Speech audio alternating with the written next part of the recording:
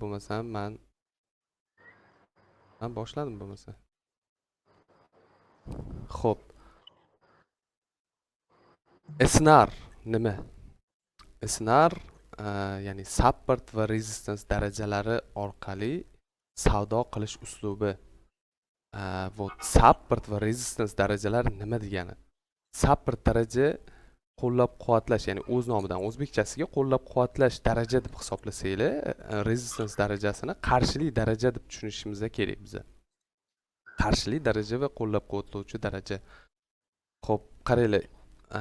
Вот bizani e'tibor berishimiz kerak bo'lgan narsa, ko'pchilik adashadi, ya'ni aynan supportlarni va resistance, kuchli resistance, вот strong resistance, strong support degan anaqalarni eshitgansizlar-ku, to'g'rimi? Kuchli support, kuchli resistance. Avvalambor biza tushunadigan narsamiz, ya'ni biza ishlatadigan narsa, вот например, support daraja narxi kuchli orqaga qaytarib yuborgan daraja hisoblanadi. Ya'ni aynan qaytgan darajasi. Ya'ni aynan qaytgan joyi biz uchun support daraja hisoblanadi. Resistance daraja narxi xuddi shunaqa orqaga kuchli qaytarib yuborgan daraja o'zi resistance daraja hisoblanadi. Ya'ni bu yerda ham xuddi shunaqa ikkinchi shaklni ko'rsatgan.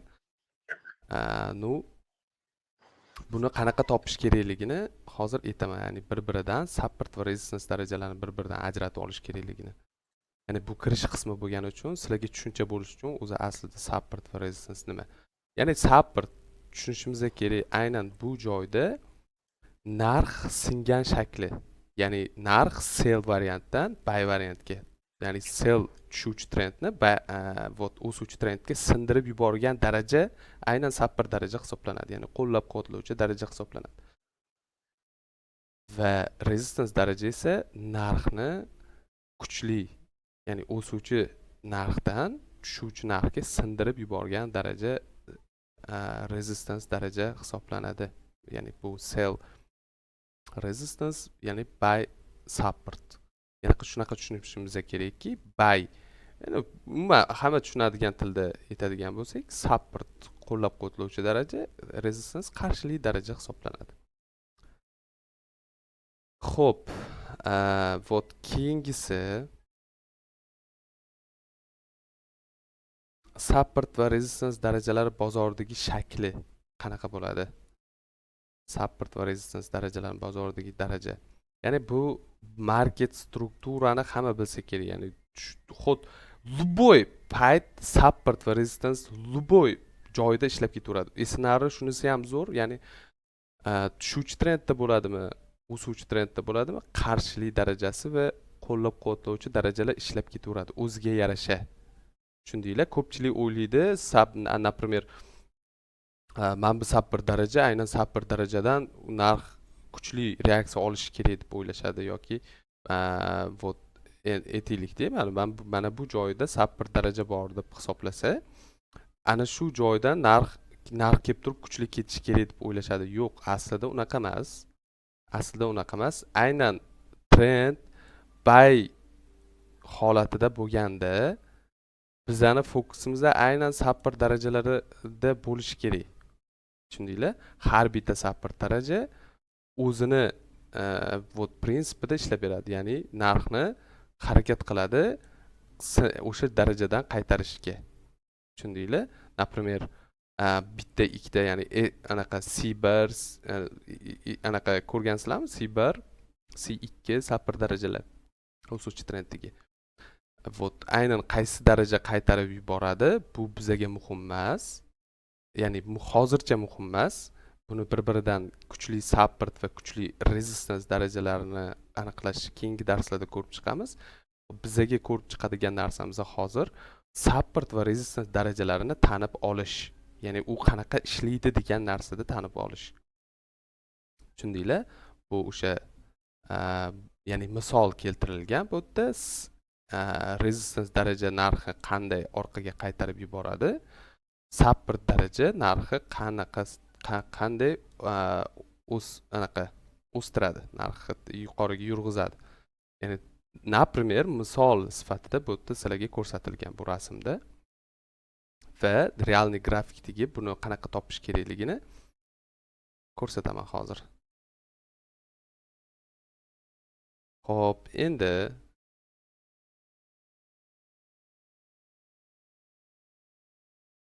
xo'p, breakout degan narsa bor esinglarda.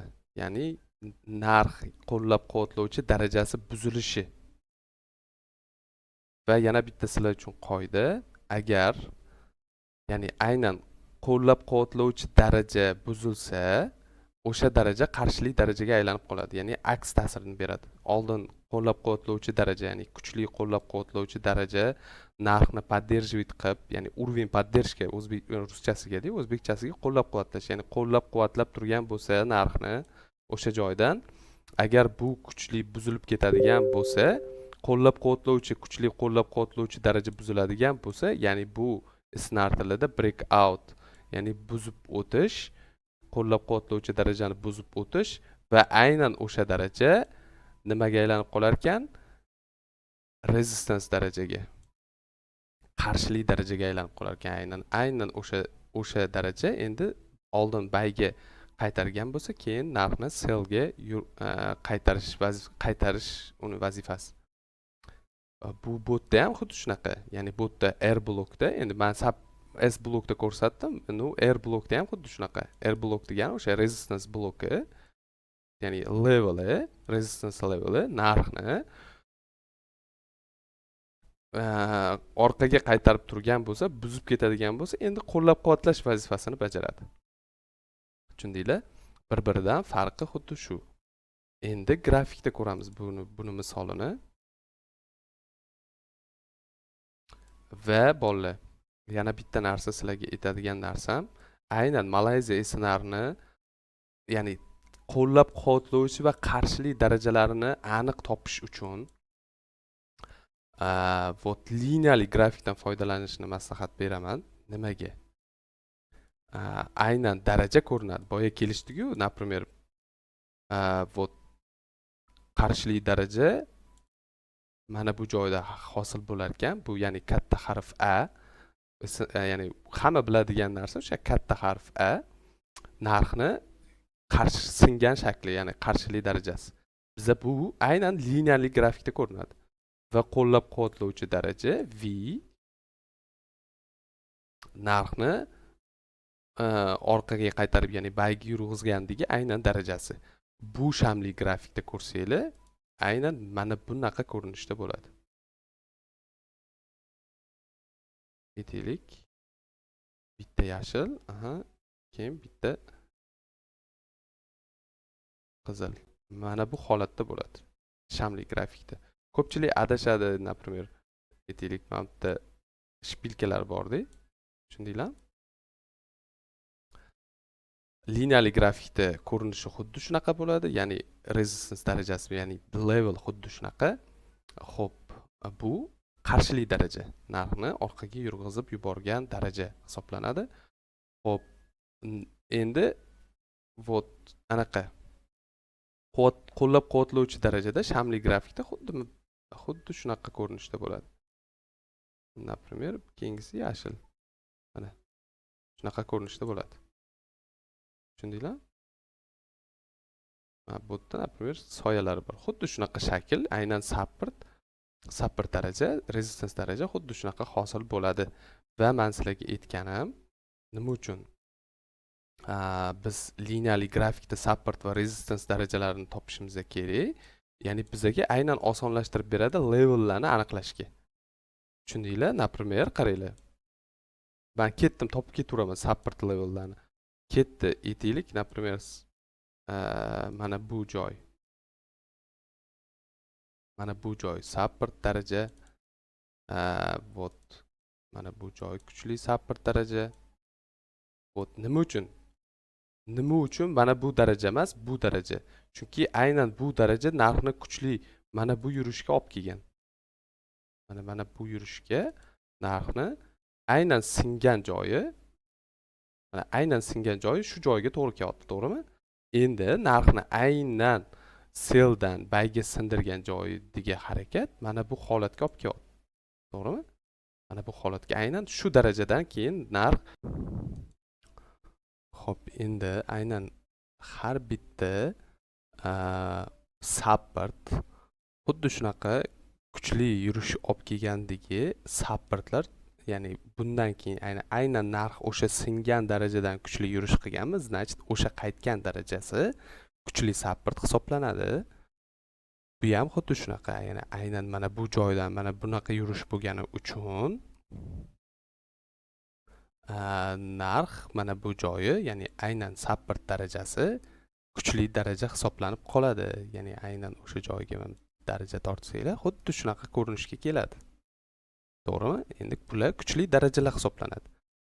Endi bularni kuchli narxni, endi kuchli narxni qaytargan darajalari qarshili darajaga aylanib qoladi. Ya'ni aynan qarshili daraja xuddi shunaqa belgilab qo'yasizlar. Ya'ni xuddi mana bu qizil chiziqlar o'zini qarshili darajalarini breakout qildimi, значит bu kuchli support, bular qarshili darajasini breakout qilingan qarshili darajalar hisoblanadi. Ya'ni resistance darajalar hisoblanadi mana bu darajalar. Mana bu darajalar. Va mana bu darajalar qarshili daraja. Kuchli qarshili daraja deb tushunishimiz kerak. Mana bu darajalarni qarshili daraja deb tushunamiz. Tushundinglar? Chunki mana bu qarshili, ya'ni mana bu narxni singan joyi xuddi shunaqa kuchli narxni qulashiga olib kelgan hisoblangani uchun bular kuchli qarshili darajalar hisoblanadi. Bu endi M15 time frame uchun, например, sizlarga support va resistance tushunarli bo'lish uchun sizlarga aytayapman. Что bu narsalarni, ya'ni support va resistance sizlar tanib olishliklar uchun. Tushundinglar? Biz qiladigan ishimiz support va resistance darajalarini tanib olishimiz kerak. Вот boya sizlarga, ya'ni dars boshida aytildi. Mana bu joylar V, to'g'rimi?